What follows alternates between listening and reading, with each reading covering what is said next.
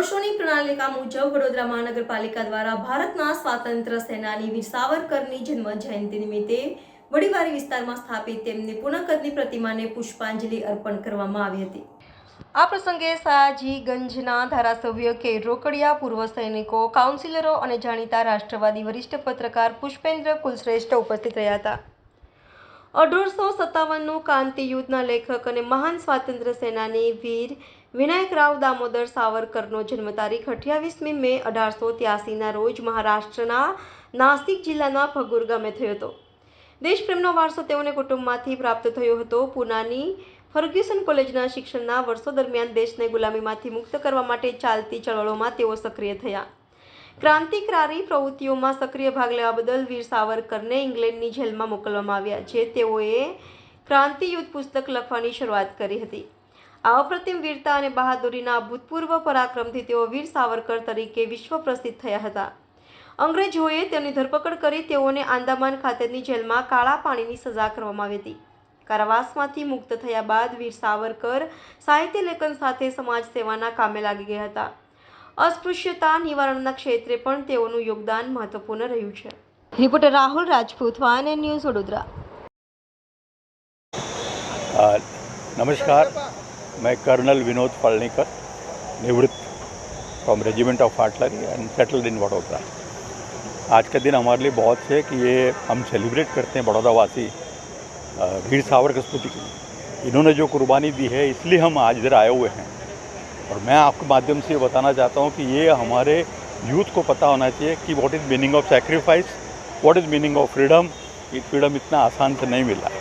मैं जब अंडमान निकोबार इनको देख के आया, इनकी पूरी कहानी पढ़ी, I really felt very sorry. आंखों में पानी आया कि इन्होंने इतनी कुर्बानी करने के बाद I think he should be the first man should be given a Bharat Ratna. मैं आपके माध्यम से ये बताना चाहता हूँ, ये हैं टाटा जैसे हैं कई लोग हैं जो दोज हू डिज़र्व, इनको भारत रत्न मिलना चाहिए। बहुत बहुत धन्यवाद, थैंक यू। जी सर।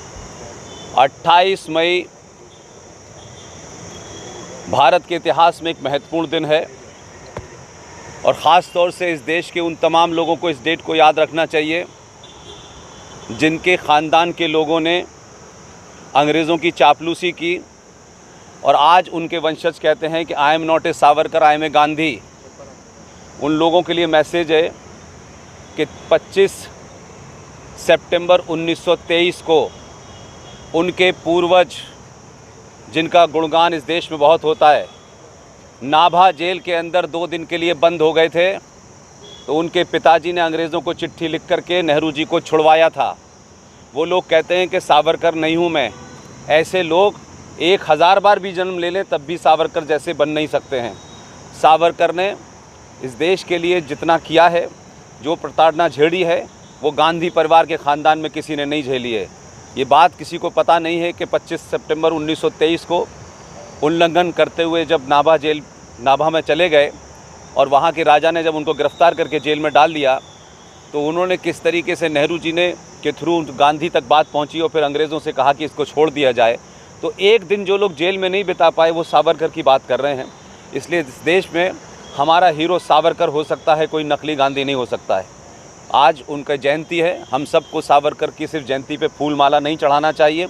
और नेता ख़ासतौर से चुनाव के दौर में आके फूल चढ़ाते हैं, उनको याद रखना चाहिए कि सावरकर के बताए रास्ते पे चलें, तब तो ये देश की बात होगी, तब तो उनकी श्रद्धांजलि होगी, नहीं तो ये नौटंकी करना बंद करें। बहुत बहुत धन्यवाद। Subscribe now and press the bell icon. Never miss an update.